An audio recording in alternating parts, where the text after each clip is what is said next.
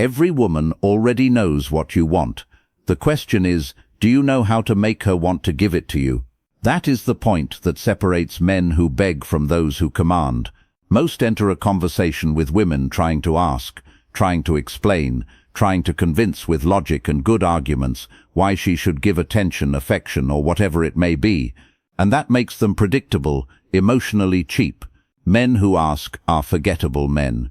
Men who project power are impossible to ignore. Robert Greene in the 48 Laws of Power states without hesitation, power is not begged for, it is projected. And that is exactly what you need to understand today. Because when you activate the right triggers, when you control her perception, when you dominate the atmosphere of the interaction, she does not feel that she was convinced. She feels that it was her idea to give you what you wanted from the beginning, and that is the real secret. It is not vulgar manipulation. It is refined emotional strategy. It is mastery of frame, calibration of presence, and precise reading of the female psyche. What activates a woman's desire is not logic. It is the sensation that you are a rare man, a man she needs to please, conquer, deserve, because deep down she wants to give, but only when she feels that you are the kind of man who does not ask. And if you are still using phrases like, "Can I see you today? Do you want to go out with me? Answer me when you can," you are positioning yourself as someone who waits for approval, as someone who needs permission, as someone who begs, and the woman feels this not with her mind, but with her body, with her instinct, with her unconscious, that detects weakness disguised as kindness. Women do not react to logic, they react to the perception of power. And power begins when you understand that you are not there to convince. You are there to be inevitable. Today you will learn to provoke surrender, to make her want to give you, not because you asked, but because you knew how to lead. And this is the game that few men master, but those who master it never need to ask for anything again. They simply receive because they have become impossible to ignore. Frame is everything. Whoever owns the atmosphere owns the reward. Think about it. How many times have you started a conversation where everything looked promising at first, but slowly you found yourself chasing? You were the one trying to keep the talk alive, trying to make her smile, trying to hold her interest.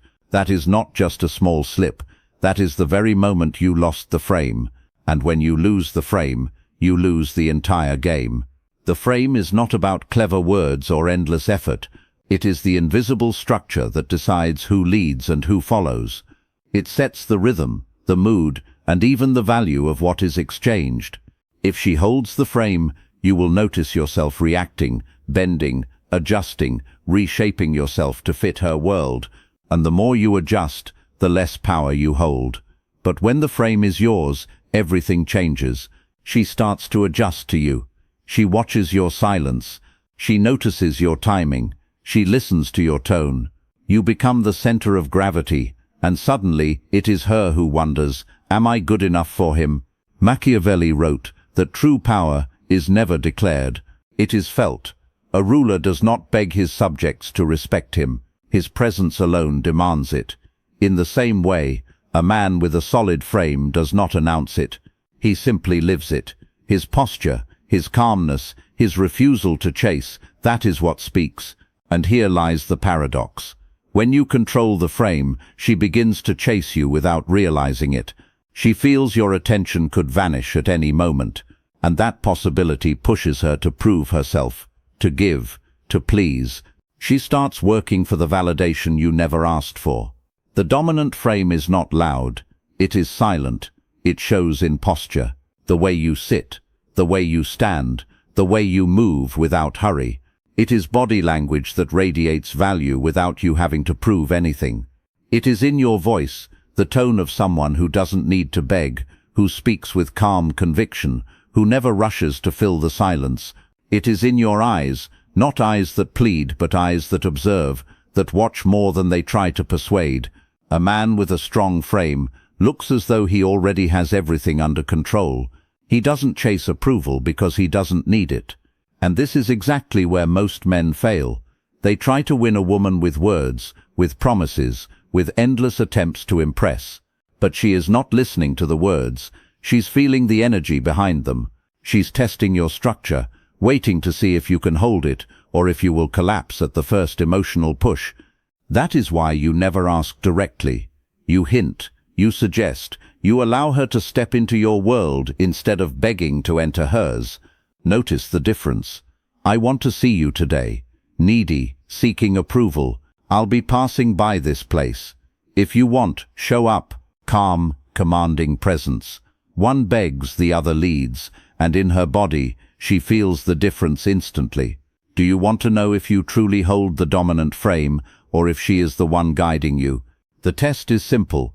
Ask yourself, does she adjust her plans for you, or are you the one always adjusting for her? Does she reward you without you asking, or are you constantly giving in the hope of not being discarded? If you are always working to keep her interest alive, you do not own the frame. You are a hostage to it. But the moment you claim the atmosphere, everything changes. She begins to look for your signals. She pays attention to your silences. She wonders what you are thinking. Slowly she starts moving around you because now you are the center of the experience, and whatever revolves around you becomes more valuable simply because it is within your orbit. Remember, the frame is not about forced control. It is not about dominating with noise. It is about presence, about emotional leadership. Every man who builds and holds his own frame naturally draws surrender from the feminine, because a woman only truly gives when she feels she is in front of a man who doesn't need her, but who knows exactly how to lead her. Reward trigger, the hidden weapon that divides weak men from powerful men. One lives on scraps, begging for affection. The other is fed endlessly, not because he asked, but because he mastered the art of making her want to give. Look at the difference. One man floods a woman with attention, messages, compliments, gifts, yet receives indifference in return. Another speaks little, withholds often, and she bends herself to please him, desperate for even the smallest gesture. The difference is not wealth, it is not beauty, it is not social standing. It is one principle alone, the ability to turn your attention into a reward that must be earned. The female psyche does not treasure what costs nothing. Abundance without effort breeds contempt. A man who is always available becomes invisible, like water flowing from a tap, useful but taken for granted. But the man who positions himself as a prize, who requires effort, who creates a sense of conquest, he becomes fire, dangerous, irreplaceable. She does not just want him, she feels she must win him. This is why the man who understands the reward trigger never pleads, never bargains, never explains. His presence is not the default, it is the trophy. His validation is not casual, it is sacred. And because of this, she begins to compete. She invests, she gives. Every gesture from him feels like victory, and victories are addictive. Psychology names this law intermittent reinforcement. The same principle that enslaves gamblers to casinos binds women to men who know how to use it. The thrill is never in the certainty. Certainty is death. The thrill is in suspense, the unpredictability of the reward, the not knowing when or how much. A woman who never knows when your attention will come or whether she has done enough to earn it remains locked in desire. She chases not because she planned to, but because her nervous system has been rewired to do so. Machiavelli explained this centuries ago in The Prince. He warned men value most what is difficult to attain. He advised rulers never to give away favors too freely, because generosity without scarcity makes subjects ungrateful. A wise ruler makes his rewards rare, so that each one binds loyalty tighter. Seduction is no different. If you hand your attention out like coins in a marketplace, it becomes worthless. But if you make it scarce, deliberate, and earned, it turns to gold. Certainty kills desire. Predictability suffocates attraction. True pleasure lives in contrast. The push and pull, the silence after presence, the uncertainty of whether she has done enough. That uncertainty is tension, and tension is the soil in which desire grows. Consider this. Which moment marks her deeper? The endless compliments you hand out daily, or the single compliment she fought to extract after silence? Which burns longer, the constant flood of messages sent out of fear, or the one message after she thought she had lost you? The answer is obvious. The human brain treasures what is won through effort, and women are no different. The tragedy is that most men reverse this law. They give more when she withdraws, they validate her indifference, they invest more when she offers nothing. Each time they confirm their low value, each time they turn themselves into water, always flowing, always available, never rare, and the more they give freely, the less they are worth. Here lies the paradox. The more you give without resistance, the less she values you. The less you give, but with precision, the more priceless you become. The man who cannot hold back destroys his own value. The man who rewards with discipline builds an empire of loyalty around himself. And this is why a man who understands the reward trigger becomes unforgettable, not because of status, not because of noise, but because of rarity. Every glance he gives feels earned. Every smile feels like a crown. Every silence feels like a test. And every reward feels like a conquest. He does not inspire comfort. He inspires obsession. And once a woman feels she must conquer you, she will give more than you ever asked, because in her mind, pleasing you becomes survival. That is why the real secret lies in the technique of retention and release. Retention is the discipline of not giving everything at once. It is the ability to hold back your responses, to measure your presence, to resist the temptation of being emotionally available every time she calls. Retention makes your attention rare, and rarity creates value. Release is the opposite, but it is intentional. It is the deliberate act of giving only when she has earned it, when she invests, when she shows effort, when she proves her value. That is when you lean in, when you reward, when you allow her closer. This cycle builds an unconscious association in her mind. Every time she gives you something, attention, effort, care, she is rewarded, and with each reward, her brain records a deeper pattern. Giving to you feels good, the result is powerful. She begins to seek the feeling again. She wants to please you, to invest more, to give you more than you even imagined. It might look like manipulation from the outside, but it isn't. It is pure psychodynamics. All human behavior is shaped by stimulus and reward. The difference is that you are applying this with awareness. Most men do the exact opposite. They reward indifference. They validate disdain. They give more when she gives nothing. And the result is always the same: devaluation. The example is simple. A man who alternates moments of intense presence with deliberate absence creates a magnetic effect that few women can escape. His presence feels like sunlight, warm, commanding and rare. His absence feels like night, unpredictable, uncertain and dangerous. This rhythm of presence and absence is not random. It is design. And under this design, her psychology cannot remain still. She begins to feel an invisible pressure. I must win him back.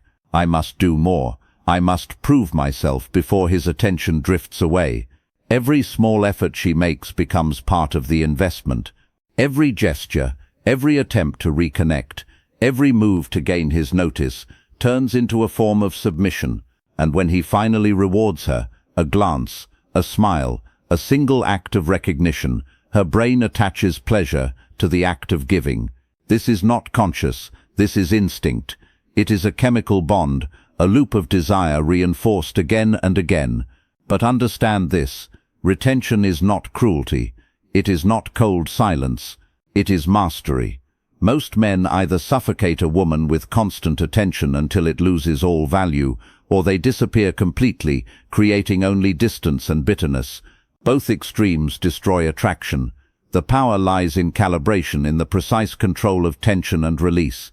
Retention is the discipline of withholding. Release is the art of rewarding. Together they create a rhythm that makes your presence unforgettable.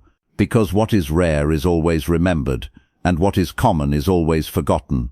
She begins to compete not with other women, but with herself. Am I enough for him? Am I losing him? Did I please him? And in that competition, she gives more. This is the core of Machiavelli's wisdom. In The Prince, he wrote that a ruler must create dependence. When people depend on him, they cannot rebel. The same law applies in desire.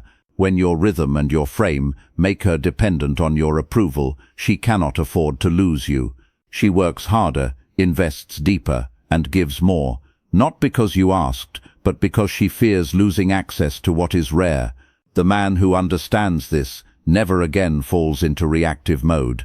He does not beg for time. He does not explain his worth.